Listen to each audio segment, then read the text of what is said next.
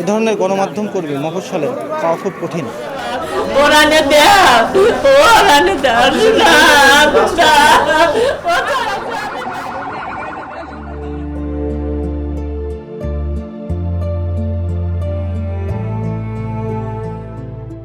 কলকাতায় একটি আবাসিক হোটেলে অগ্নিকাণ্ডে নিহত সাংবাদিক দেবাশিস দত্ত, তার স্ত্রী আফসানা শারমিন, ৩ বছরের ছেলে স্বর্ণশীষ দত্ত ও শ্বশুর আকরাম আলীর মরদেহ কুষ্টিয়ায় পৌঁছেছে।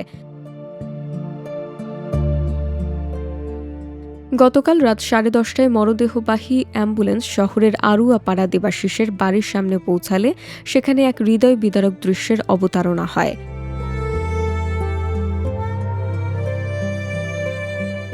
দেবাশিস দত্তের চলে যাওয়া কুষ্টিয়ার গণমাধ্যম জগতে একটি অপূরণীয় ক্ষতি হয়ে গেছে। দেবাশিসের অভাব পূরণ হবে না জেলায় গণমাধ্যম জগতে।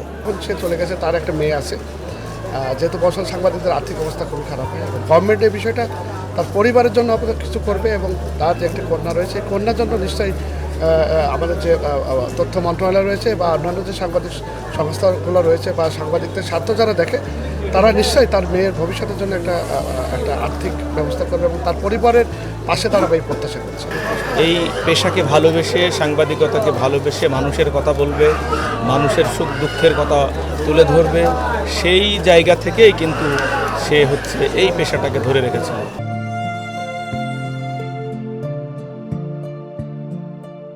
স্বজনদের আহাজারিতে ভারী হয়ে ওঠে এলাকার পরিবেশ। শেষবারের মতো এক নজর দেখতে স্বজন, প্রতিবেশী, সহকর্মী ও পরিবারের সদস্যরা কফিনের পাশে এসে ভিড় জমান।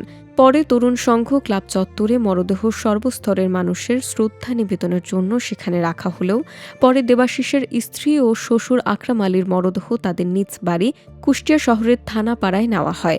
সেখানেও এক শোকাবহ পরিস্থিতির অবতারণা হয়। ধর্মীয় রীতি অনুযায়ী সাংবাদিক দেবাশিস দত্ত ও সন্তান স্বর্ণশীষ দত্তের মরদেহ কুষ্টিয়া মহাশ্মশানে সমাধিস্থ করা হলেও স্ত্রী ও শ্বশুরকে দাফন করা হয় কুষ্টিয়া পৌর কবরস্থানে।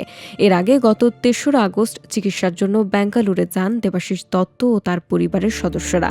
টানা ১৩ দিন পর চিকিৎসা শেষে মঙ্গলবার কলকাতার নিউ মার্কেটের মির্জা কালিব স্ট্রিটের শিখাহীন হোটেলে ওঠেন তারা।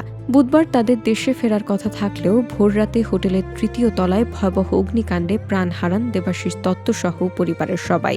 নানা নাটকীয়তা ও আইনি প্রক্রিয়া শেষে গতকাল তাদের মরদেহ হস্তান্তর করা হয় স্বজনদের কাছে।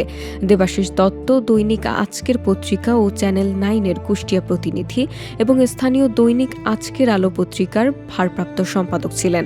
পাশাপাশি তিনি বিভিন্ন গণমাধ্যমে কাজ করেছেন এবং নেতৃত্ব দিয়েছেন সাংবাদিক সংগঠনেরও।